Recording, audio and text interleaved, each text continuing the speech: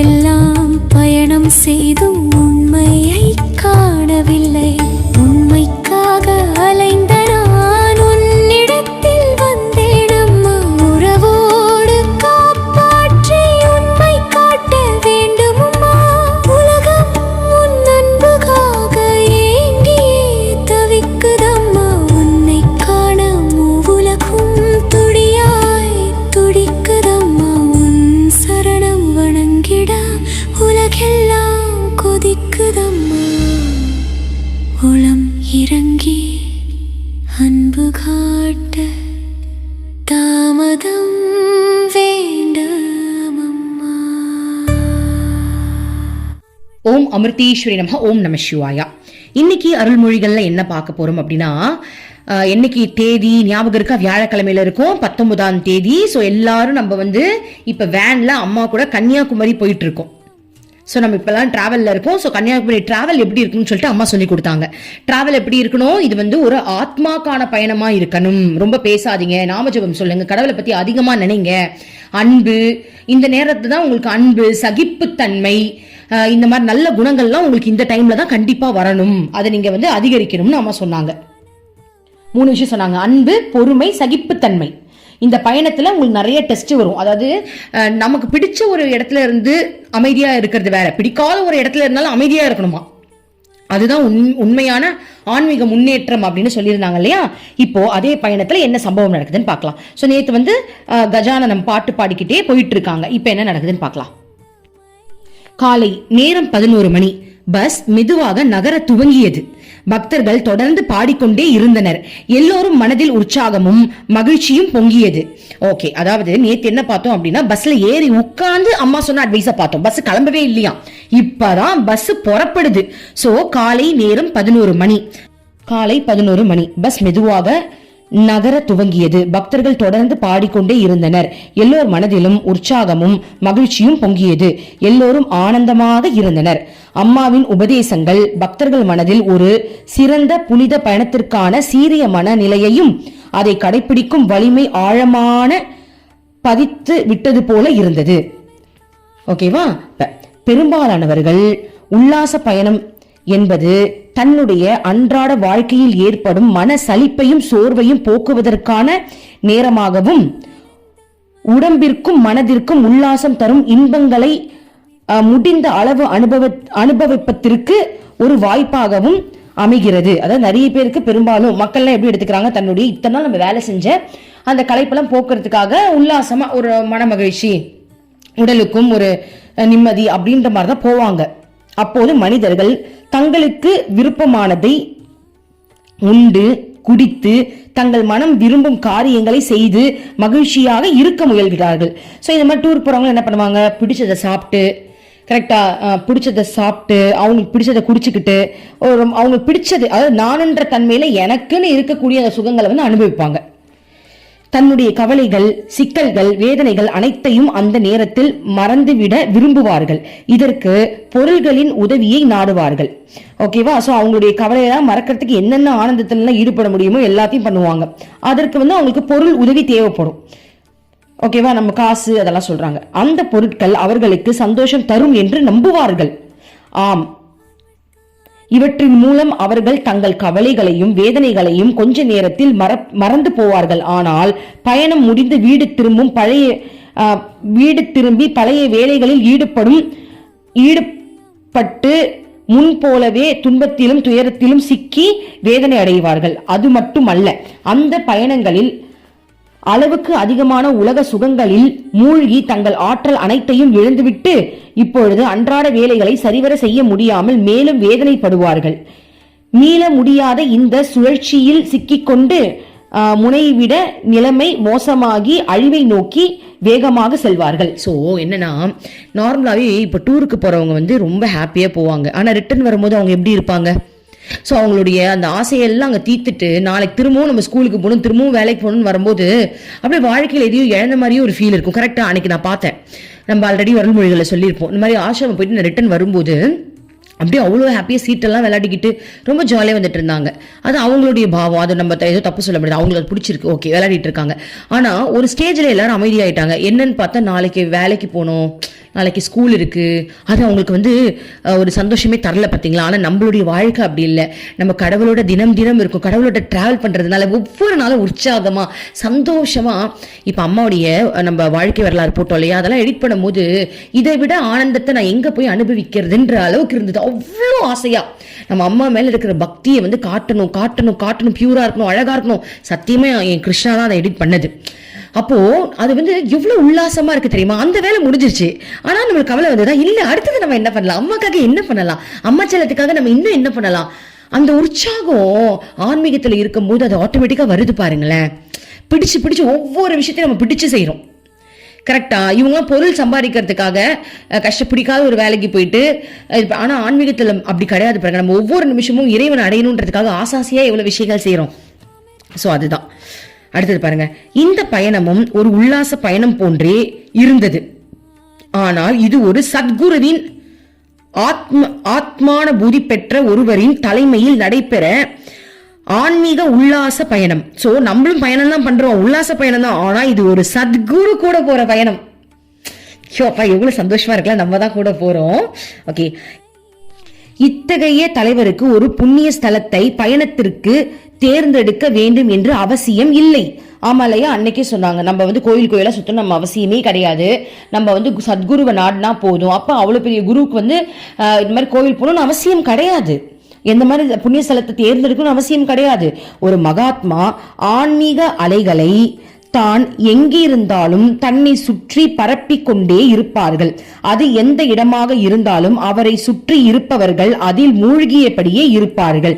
இந்த உல்லாச பயணத்தில் இறைவனின் நாமம்தான் உணவு.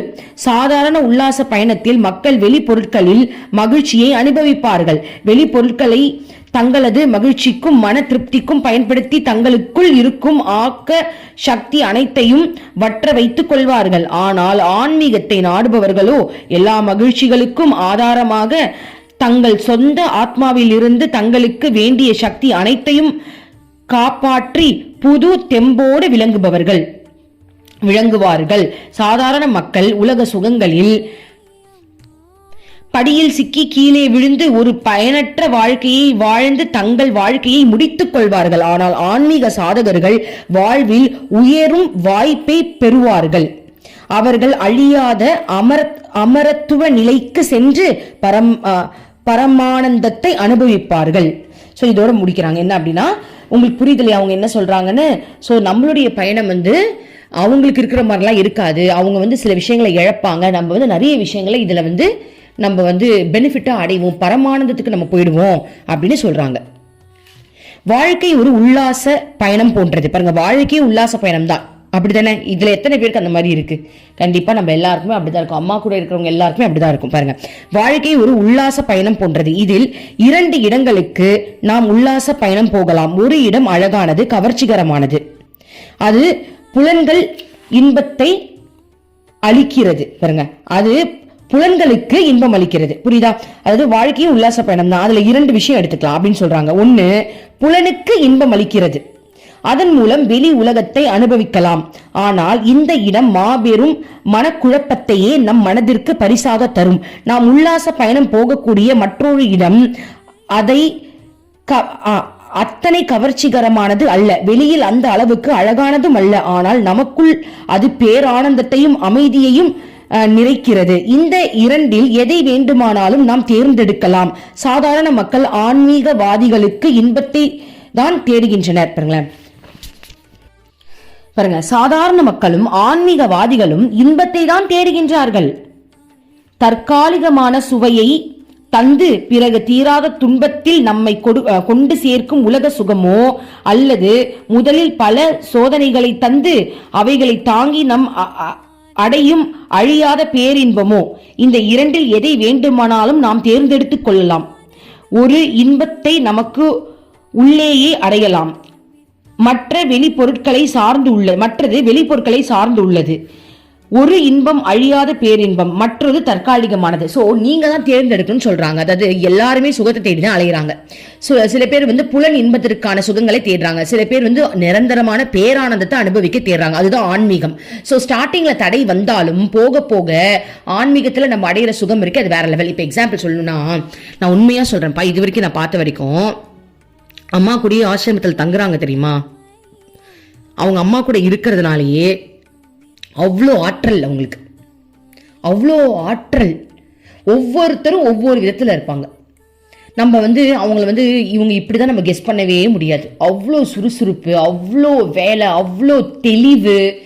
ஓகேவா, அப்படியே நான் நினைப்பேன் இவங்க அம்மா கூட இருந்ததுனாலே இவ்வளோ ஃபயர் மாதிரி வேலை செய்கிறாங்க. நம்ம கூடலாம் அவங்களோட நம்மளா போட்டியே போட முடியாத மாதிரி இருக்கும். நமக்கு அவ்வளோ ஃபாஸ்ட்டாக நடப்பாங்க, செய்கிற வேலையை டக்கு டக்கு டக்கு டக்குன்னு செய்வாங்க. அவ்வளோ பர்ஃபெக்ஷன் இருக்கும். அதாவது அவங்களுக்கு நம்மளுக்காக 2 கண்ணு, ஒரு இடத்த பார்க்கணும், ஒரு இடத்த பார்ப்போம். அவங்க ஒரு இடத்துல நின்றுட்டே 10 இடத்த பார்த்து நோட் பண்ணிடுவாங்க. அங்கே அது நடக்குது, இங்கே இது நடக்குது, இங்கே இப்படி இருக்குன்ட்டு. அப்பா நான் நினைச்சுப்பேன், அம்மா நீதாம்மா இவங்களுக்குள்ள இறங்கி வேலை செய்யற. அந்த அளவுக்கு அம்மாவுடைய ஆற்றல்ல இருந்து இருந்து இருந்து இருந்து அவங்களும் அதுவாகவே இருக்காங்க. இப்போ எப்படி சொல்றதுன்னா, இப்போ வெயில்ல எக்ஸாம்பிள், இப்போ வந்து ஒரு வெயில்ல ஒரு கல் இருக்குன்னு வச்சுக்கோங்களேன், அது வெயில்ல இருந்து இருந்து அதுவும் சுடும். சூரியன் மாதிரி அந்த கல்லும் சுடும், ஆமாவா இல்லையா? அந்த கல்லுக்கு சுடுற தன்மை கிடையாது, அது சூரியன்ல இருக்கிறதுனால அந்த கல்லு வந்து சுட சுட இருக்கு. கரெக்ட் தானே? அதே மாதிரி அம்மா கூட இருக்கிறதுனாலயே அந்த அம்மாவுடைய ஆற்றல் கூட இருக்கிறவங்களுக்கு வருது. இப்ப பாருங்க, நம்மளே எடுத்துக்கோங்க, இதுக்கு முன்னாடி நம்ம எப்படி பேசிக்கிட்டு இருந்தோம், இன்னைக்கு நம்ம எப்படி பேசிக்கிட்டு இருக்கோம். அம்மா தொட்டாலே அந்த ஆற்றல் வருது. அம்மா என்ன சொல்றாங்க அப்படின்னா, நான் எதையும் செய்வது கிடையாது, அங்கான சேஞ்சஸ் நடக்கும்ன்றாங்க. எப்படி தெரியுமா? இப்போ எக்ஸாம்பிள், இப்போ ஐஸ்கிரீம் வந்து சூரியன்ல நீங்க காட்டினீங்க அப்படின்னா ஐஸ்கிரீம் உருகும். ஐஸ்கிரீமை வந்து உருக்குது. ஐஸ்கிரீம் அதாவது அந்த சூரியனுடைய தன்மை, ஐஸ்கிரீம் ஆட்டோமேட்டிக்கா உருகுது. அந்த சூரியன் எதுவுமே பண்ணல. அந்த மாதிரி அம்மாவுடைய ஆற்றல், அந்த தன்மை நம்மள ஆட்டோமேட்டிக்கா அந்த பக்குவ நிலைக்கு கொண்டு வருது. நம்மளுடைய ஆத்மாவை வந்து அது வெளிக்காட்டுது. இதுதான் நீ, அது நீ கிடையாது, அது நீ கிடையாதுன்னு நம்மள அப்படியே அந்த வெளிச்சத்துக்கு கொண்டு வருது. ஸோ அம்மாவை தொட்டாலே நம்மளுக்கு மாற்றம் வரும். ஆனால் எத்தனை தடவை தொடுறோன்றதான் இதில் முக்கியம். நான்லாம் மந்த்லி போயிடுவோம்ப்பா. எவ்வளோ நிறைய நம்ம போறோமோ அவ்வளவும் நமக்கு தான் பெனிஃபிட், அவளை விடவே கூடாது. ஆனால் அம்மா கூட வந்து தீட்சை வாங்கினவங்க புத்தகத்தில் போட்டிருக்காங்க, தீட்சை வாங்கினவங்க வருஷத்துக்கு ஒரு முறையாக தான் அம்மாவை போய் பார்க்கணுமா. அம்மா வந்து நம்மளுக்கு, ஏன்னா குழந்தைங்க வந்து அந்த அளவுக்கு டக்குன்னு உலக வாழ்க்கையில் இருக்காங்க, வருவாங்களான்னு தெரியல. பட் நான் பாருங்க, நானும் சொல்லக்கூடாதுடா, நம்ம எல்லாரையும் சேர்த்து தான் சொல்றேன். ஓகேவா? என்ன சொல்றேன் அப்படின்னா, அம்மாவது வருஷத்துக்கு ஒரு வாட்டியாவது வந்துருங்கன்றாங்க. நம்ம என்ன சொல்லுவோம், மம்மி எனக்கு அதெல்லாம் தெரியாது, நாங்க மாசம் வரோம், நீ எப்படியாவது எங்களை வந்து பிடிச்சி கட்டி பிடிச்சிக்கோ. ஏன்னா இதான் நம்மளுக்கு ஆப்பர்ச்சுனிட்டி. இதுக்கு முன்னாடிலாம் அம்மா நிறைய டிராவல் பண்ணுவாங்க போல. இப்போ வந்து கொஞ்சம் ஓரளவுக்கு அம்மா டிராவல் வந்து எப்பயாவது தான் பண்றாங்க. இதுக்கு முன்னாடி அம்மா சின்ன வயசா இருக்கும்போது, இளமை காலத்துல நம்மளாம் கவலைப்படுறோமே, அம்மா நீ இளமையா இருந்திருந்தா நாங்க அப்பயே உன் கூட வந்திருப்போமே. ஆக்சுவலி அம்மா ஆசிரமத்திலே ரொம்ப தங்க மாட்டாங்க, அந்த மாதிரி அங்க இங்க தரிசனத்துக்கு போயிட்டே இருப்பாங்க போல. அப்ப நம்ம ஆசிரமத்துக்கு போனாலும் நம்ம எப்பயாவது அம்மாவை பார்க்க முடியும். ஸோ ஆனா இப்ப அப்படி இல்லை. இப்ப அம்மா எந்நேரமும் ஆசிரமத்துல இருக்காங்க, எப்பயாவது தான் பயணம் செய்யறாங்க இல்லையா? ஸோ அதனால நம்மளுக்கு இது ஒரு நல்ல வாய்ப்பு, நம்ம நல்லா யூட்டிலைஸ் பண்ணிக்கலாம். இப்ப பாருங்க, வண்டிக்குள் பக்தர்கள் கைகளை தட்டி பாடிக்கொண்டு இருந்தார்கள். இரவு நெருங்கி கொண்டு இருந்தது. மழை மேகங்கள் வானில் தவழ்ந்து கொண்டு இருந்தன. பரவி இருந்த இருளில் காளியின் கரிய நிறத்தை நினைவுபடுத்தியது. வீசிய காற்றால் விலகப்பட்ட மலை மேகங்களுக்கு இடையில் இருந்து சந்திரன் குளிர்ந்த ஒளியோடு எட்டி பார்த்தார். சட்டென்று பஸ்ஸில் உள்ளவர்கள் எல்லாம் எண்ணுங்கள் என்ற அம்மாவின் உரத்த குரல் கேட்டு பாடல் நின்றது. ஒரு பிரம்மச்சாரி வந்து, அம்மா பயணம் செய்பவர்களின் பெயர்களை எழுதி வைத்திருக்கிறோம் என்றார். நல்லது, ஒவ்வொருவரின் பெயராக கூப்பிடு என்றார். ஒவ்வொருவரும் ஓம் நம சிவாய என்று சொல்லட்டும் என்றார் அம்மா. பிறகு அந்த பிரம்மச்சாரி ஒவ்வொருவரின் பெயராக படித்து அழைத்தார். பக்தர்கள் ஓம் நம சிவாய என்று பதில் குரல் தந்தார்கள். அம்மா இதை மிகவும் ரசித்து மகிழ்ந்தார். பள்ளிக்கூடத்தில் பெயர்கள் கூப்பிடுவது போல இருக்கிறது என்றார். இந்த பெயர் பரிசோதனை முடிந்ததும் அம்மா மனமே நர ஜீவதமாகும் என்ற பாடலை பாட ஆரம்பித்தார். ஸோ பஸ்ல பாடிக்கிட்டு இருக்கும் போதே அம்மா வந்து என்னங்க அப்படின்னு கத்துறாங்களாம். உடனே வந்து எல்லாரையும் கவுண்ட்டுக்கு ஸ்கூல்ல வந்து பண்ணுவாங்க தெரியுமா, பஸ்ல இருக்கவங்களாம் எல்லாரும் ப்ரெசென்ட்டா அப்படின்ட்டு அந்த மாதிரி எல்லாரையும் சொல்லியிருக்காங்க போல. ஸோ எல்லாரும் வந்துட்டு ஓம் நம சிவாய சொல்லிட்டாங்க. இப்போ வந்து திரும்பவும் ஒரு பாடல் வந்து அம்மாவே பாடுறாங்க.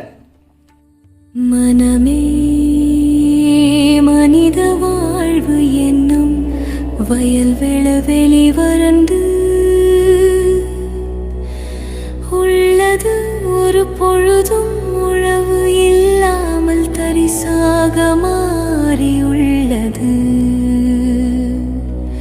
முறையாக இதில் விதைகள் தூவி பயிர் செய்வது விதம் என்று அறிவில்லை. உனக்கு ஒரு சிறிதும் அறிந்திட ஆசையுமில்லை. உரமிட்டு உழுது மறித்தும் நலமில்லாத கலைகள் பறித்தும் பறிவோடதை பார்த்து கொண்டால் விளைவு வரும் அதிகமாகவே. துன்பத்தால் வரும் அழுகையால் வீணானது பிள்ளைகள் பருவம். மாதருடன் மகிழ்ந்திருப்பதில் வீணாகியது இளமை காலம். கழிந்து போகும் உன்னாற்றல் கிழவன் நீ ஒரு குழுவாய் தொழிலிருந்து பெருவாய் ஓய்வு குழியை நோக்கி இருப்பாய்.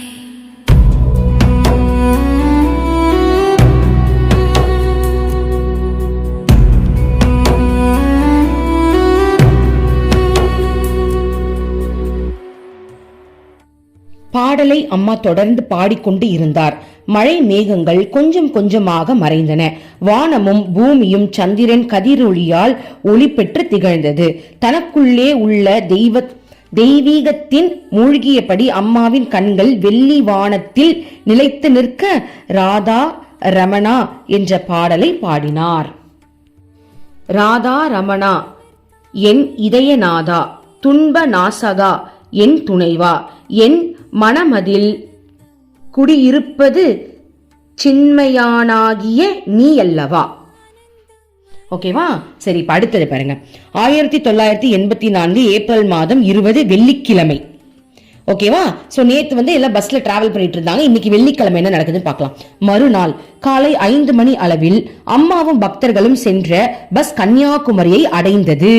சோ பஸ் கன்னியாகுமரிக்கு இப்பதான் ரீச் ஆயிருக்கு. நம்ம தான் எல்லாரும் அம்மா கூட எல்லாம் அம்மா பக்கத்துல உட்காந்துருக்கோம். எல்லாரும் அம்மா பக்கத்துல ஜோடியா உட்காந்துருக்க நினைச்சுக்கோங்க. இப்ப நம்ம ரீச் ஆயிட்டோம். அம்மாவிடம் மிகுந்த அன்பும் மதிப்பும் கொண்ட அங்கிருந்த சுவாமி ஒருவரின் சிறிய ஆசிரமத்தில் எல்லோரும் நுழைந்தார்கள். அம்மா மீது ரொம்ப மரியாதை இருக்கக்கூடிய ஒரு சுவாமிஜியோட ஆசிரமத்துக்கு தான் அம்மா போறாங்க. சோ எல்லாரும் இப்ப நம்ம எல்லாரும் அந்த ஆசிரமத்துக்குள்ள போறோம். அம்மாவை கண்டதும் அவர் மிகுந்த மகிழ்ச்சி அடைந்தார். நீண்ட இரவு பயணத்திற்கு பின் அனைவரும் சிறிது ஓய்வு எடுத்தார்கள். சோ கொஞ்ச நேரம் இப்பதான் வந்தாங்களே, அதனால ரெஸ்ட் எடுத்தாங்களாம்.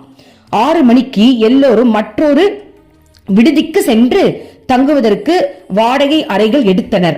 சோ இப்ப அந்த ஆசிரமத்துல ஒரு நாள் தங்க முடியாது இல்லையா? சோ அதனால என்ன பண்றாங்க, வேற ஒரு விடுதிக்கு போலாம் அப்படின்னு சொல்லிட்டு 6 மணிக்குலாம் கிளம்புறாங்க. 5 மணிக்கு வந்தாங்க, இப்ப 6 மணிக்கு எல்லாம் கிளம்புறாங்க. அரை மணி நேரத்திற்கு பிறகு அம்மாவோடு எல்லாரும் சூரியோதயத்தை காண்பதற்கு சென்றார்கள். சோ கன்னியாகுமரியில சன்ரைஸ் பார்க்க போவாங்கல்ல, அந்த மாதிரி இப்ப நம்ம எல்லாரும் அம்மா கூட ஜோடியா போறோம். அம்மா நம்ம கையை பிடிச்சிக்கிட்டு இங்க வா, உனக்கு ஒரு அழகான இடத்தை காட்ட போறேன் அப்படின்னு நம்மளெல்லாம் கூட்டிட்டு போறாங்க. அம்மா ஒரு பாறையின் மீது நின்றவாறு கிழக்கு திசையை பார்த்து கொண்டு இருந்தார். சூரியன் மெதுவாக கடலில் இருந்து மேலே எழுந்தது. சோ இப்ப நம்ம எல்லாம் அம்மாவுடைய கையை பிடிச்சிட்டு பக்கத்துல நிக்கிறோம். அம்மா நம்மள ஒரு பாறாங்கல்ல அழகா கூட்டிட்டு போய் நிக்கிறாங்க. அதாவது டைட்டானிக் படத்துல ஹீரோ எப்படி இந்த ஜாக் நிக்க வச்சு கடலை காட்டுவார், அந்த மாதிரி அம்மா நம்மள ஒரு பாறாங்கல்ல நிக்க வச்சு அப்படியே நம்மள நம்மளும் அம்மாவும் சேர்ந்து பாக்குறோம். சூரியன் அப்படியே கடலுக்குள்ள இருந்து வெளில வருதான். பார்த்து கொண்டே ஒரு பாறையை போல் அசையாமல் சூரியனை பார்த்தபடியே அந்த ஒளியிலும் அழகிலும் மூழ்கி விட்டார். நம்ம என்ன பண்றோம், அம்மா கூட சேர்ந்து அந்த அழகில் அப்படியே மூழ்கிட்டோம். அவர் முகம் முழுவதும் தெய்வீக புன்னகை ஒளி வீசியது. 2 கைகளும் தலைக்கு மேல் உயர்த்தி கொண்டு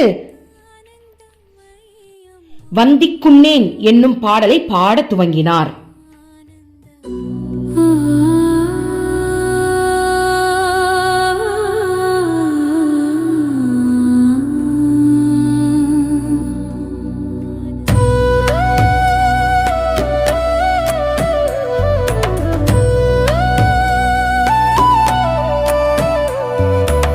வணங்குகிறேன்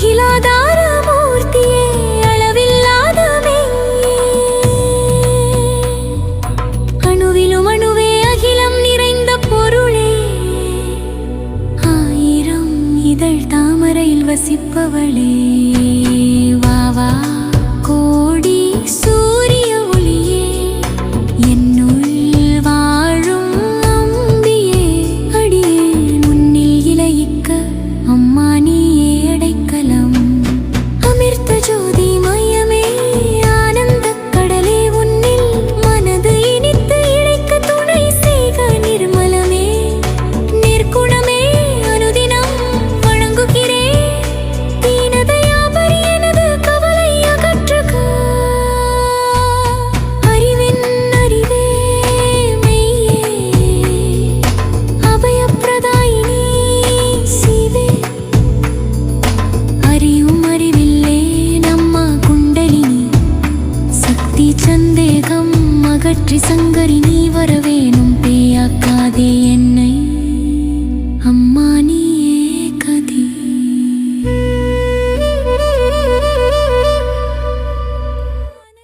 பக்தர்களும் அவருடன் சேர்ந்து பாடினார்கள். பாடல் முடிந்ததும் ஒவ்வொருவரும் அழியாத பிரம்மத்தில் ஒளியில் மூழ்கி குளித்து திளைத்த உணர்வோடு தங்கள் அறைக்கு திரும்பினார்கள். ஒவ்வொருவரும் கடற்பரையில் சூரியன் எழுந்த அளவற்ற அழகிய காட்சியையும் கடற்கரையில் மோதி கொண்டு இருந்த அலைகளில் இதமான ஓசையையும் தனது சாநித்தியத்தாலும் பாடலும் அம்மா எழும்பிய தெய்வீக உணர்வுகளையும் திரும்ப திரும்ப நினைத்து பார்த்தபடியே இருந்தார்கள்.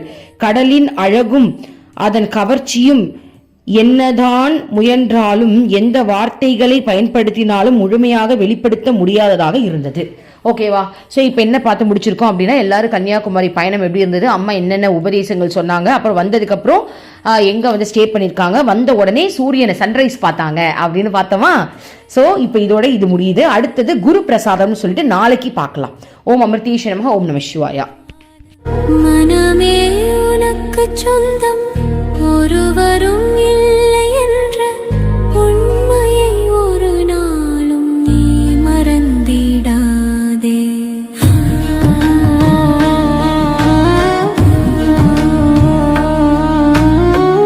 அர்த்தமற்ற கர்மங்களை செய்து கொண்டே சம்சாரத்தில் பயனின்றி நீயும் வீணாய் அலைகின்றாயே.